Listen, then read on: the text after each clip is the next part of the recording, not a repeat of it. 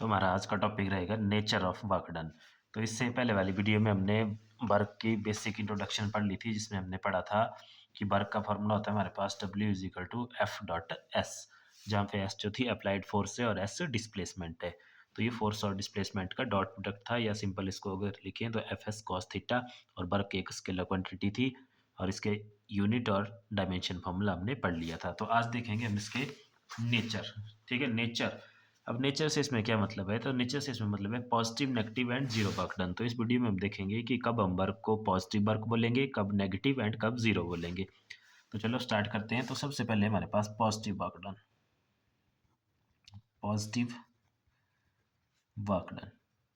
ठीक है, तो देखो हमें पता ही है कि जो वर्क डन होता है हमारे पास, वो होता है हमारे पास W is equal to F S cos of theta. ठीक है, और अगर ये आपको नहीं पता कि ये कहाँ से आया W is equal to F S cos theta, तो ये इसकी वीडियो का लिंक डिस्क्रिप्शन में जाके उसको देख सकते हैं। अब देखो वर्क डन की वैल्यू पॉजिटिव कब आनी है। अगर यहाँ से हम देखें इस फार्मूले से, तो वर्क डन की वैल्यू मतलब इस एफ एस, ये जो इधर फैक्टर है एफ एस कॉस थीटा, इसकी वैल्यू पॉजिटिव कब होगी, जब ये जो थीटा है, यहाँ पे देखो कॉस थीटा है, तो अगर थीटा जीरो हो गया हमारे पास, थीटा जीरो का मतलब है कॉस जीरो, तो कॉस जीरो कितना होता है हमारे पास, cos zero degree that is 1। तो डब्ल्यू हो जाएगा हमारे पास एफ एस, और यही इसकी मैक्सिमम पॉजिटिव वैल्यू आएगी। तो बोलने का मतलब है ये जो थीटा था, यानी कि फोर्स और डिस्प्लेसमेंट के बीच में जो एंगल होना चाहिए वो कितना होना चाहिए 0 डिग्री। यानी कि अगर, जैसे देखो दूसरे वे में समझते हैं इसको, जैसे मान लो ये कोई बॉडी है जिसका मास m है। अब अगर इसमें जो है फोर्स इस डायरेक्शन में लग रही है, मतलब ये जो फोर्स लग रही है ये लग रही है हमारी लेफ्ट हैंड साइड से राइट हैंड साइड की तरफ। ठीक है, फोर्स। तो अब ये इसमें जो डिस्प्लेसमेंट आनी है इस बॉडी में, वो डिस्प्लेसमेंट भी इसी तरफ को आनी चाहिए, मतलब जिस तरफ को फोर्स लग रही है ना उसी तरफ कोई बॉडी डिस्प्लेस होनी चाहिए थ्रू सम डिस्टेंस एस। क्योंकि तभी अगर हम इसमें देखो वर्क डन निकालेंगे तभी आएगा work done F S cos theta. अब W is equal to F S जो भी होगा, अब दोनों अगर सेम डायरेक्शन में, तो थीटा कितना हो गया दोनों के बीच में, एफ और एस के बीच में 0 डिग्री, तो F S cos 0 degree and that is W is equal to F S. तो उस टाइम जो वर्क डन है हमारे पास वो मैक्सिमम होगा और पॉजिटिव वर्क डन उसको हम बोलेंगे। ठीक है, तो अब अगर डेफिनेशन की बात करें तो डेफिनेशन क्या बन जाएगी पॉजिटिव वर्क डन की।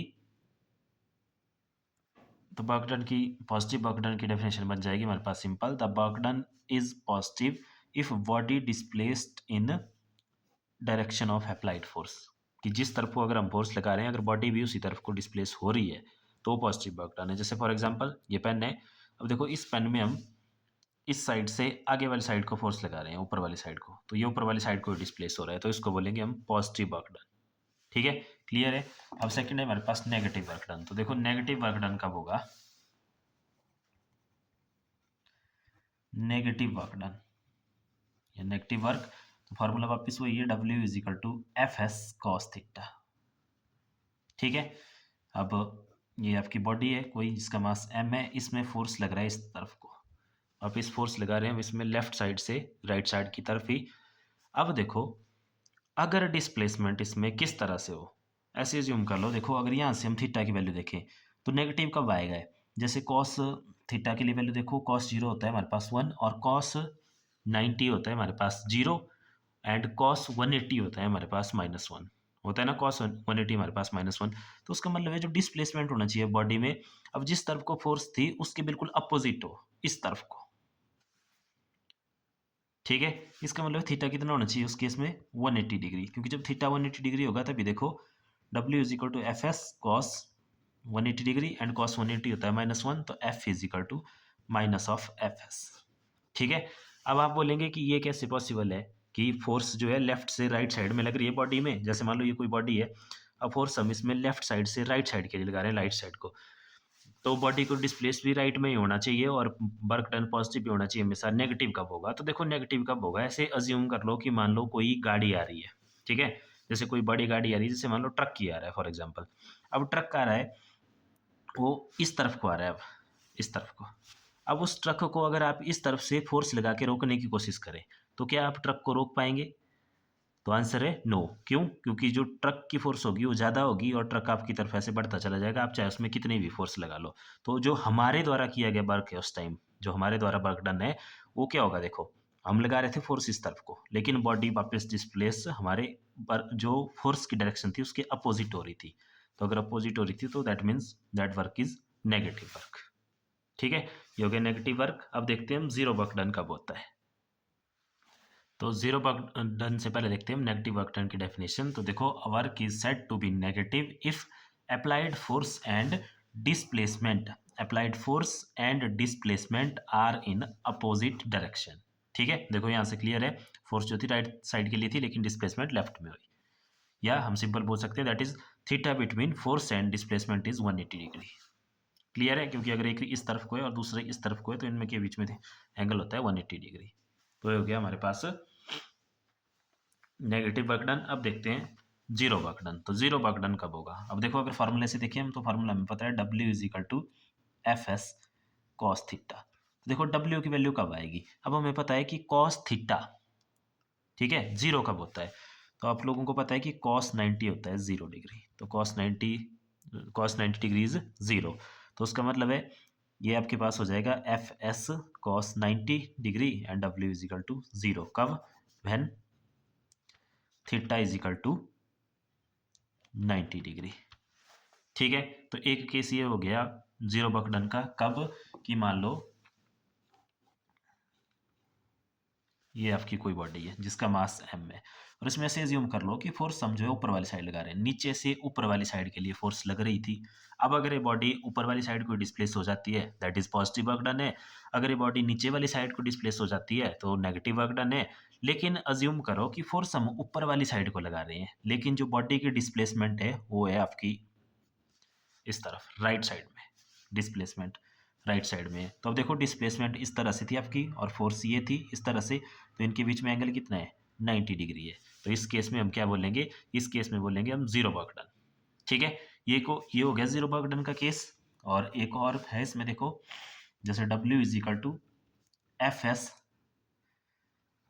कॉस थीटा होता है ना, एक तो थीटा पे डिपेंडेंसी थी इसकी। अब देखो, अज्यूम कर लो कि मान लो अगर डिस्प्लेसमेंट ही जीरो हो, कि बॉडी डिस्प्लेस ही नहीं हो पाए, तब भी क्या हो जाएगा? W is equal to F into zero. Zero ही हो गया सीधा, चाहे आगे कॉस थीटा की कोई भी वैल्यू हो तो भी कितना हो गया? उस केस में भी जीरो हो गया। ठीक है, वर्क डन। तो दो केस हो गए, या तो बॉडी डिस्प्लेस हो लेकिन 90 डिग्री पे, या बॉडी बिल्कुल भी डिस्प्लेस ही ना हो, तो तब भी जीरो वर्क डन होगा। और थर्ड केस एक और भी बन जाएगा इसमें कि अगर फोर्स ही जीरो है, अगर हमने कोई फोर्स ही नहीं लगाई है तो भी फिर आपका कोई वर्क डन नहीं होगा। ठीक है, अब देखो इनको समझते हैं कहाँ कहाँ पे होते हैं ये वाले केस। जैसे केस ए था हमारे पास जब हमने एंगल 90 डिग्री लिया।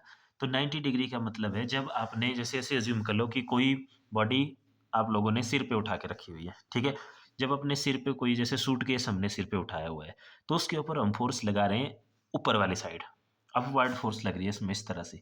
लेकिन अगर हम मूवमेंट जो है आगे वाली साइड कर रहे हैं, हम जा आगे रहे हैं, तो वो सूटकेस भी हमारे साथ कहाँ जा रहा है? आगे जा रहा है, लेकिन फोर्स हमने उसमें कहाँ लगाई थी? ऊपर वाली साइड को लगाई थी, तो वो जीरो वर्क डन होगा। ठीक है, उसको हम वर्क डन नहीं बोलेंगे, उसको बोलेंगे हम जीरो वर्क डन। ठीक है, दूसरा केस है ये वाला कि जब डिस्प्लेसमेंट जीरो होती है और फोर्स होती है लेकिन डिस्प्लेसमेंट जीरो होती है। अब इसका एग्जाम्पल है कि मान लो आप लोग किसी बहुत बड़ी बॉडी, या सिंपल ऐसे ज्यूम कर लो कि मान लो दीवार को धक्का दे रहे हैं। अब आप दीवार को धक्का दे रहे हैं, फोर्स लगा रहे हैं, उसमें जितना मर्जी फोर्स लगा लो, आप उसको मूव तो नहीं कर पाएंगे, मतलब डिस्प्लेसमेंट ही नहीं आएगी उसमें, तो डिस्प्लेसमेंट जीरो है, तो दैट इज वहाँ पे भी वर्क डन जीरो है, चाहे आप जितनी मर्जी फोर्स लगा लो, मतलब दीवार मूव नहीं होनी चाहिए। ठीक है, और थर्ड है सी है, जब फोर्स ही नहीं होगी तो फिर वर्क डन तो होगा ही नहीं। क्लियर है? तो ये हो गया जीरो वर्क डन। अब देखते हैं इसकी डेफिनेशन। इसकी हम सिंपल डेफिनेशन लिख लेंगे। The force and displacement are at right angle that is theta between F and S is 90 degree. तो उस टाइम जो वर्क होगा उसको बोलेंगे हम जीरो वर्क डन। तो ये थे हमारे पास positive, negative and zero work done. इस वीडियो में इतना ही, बाकी देखेंगे हम नेक्स्ट वीडियो में। Thank you.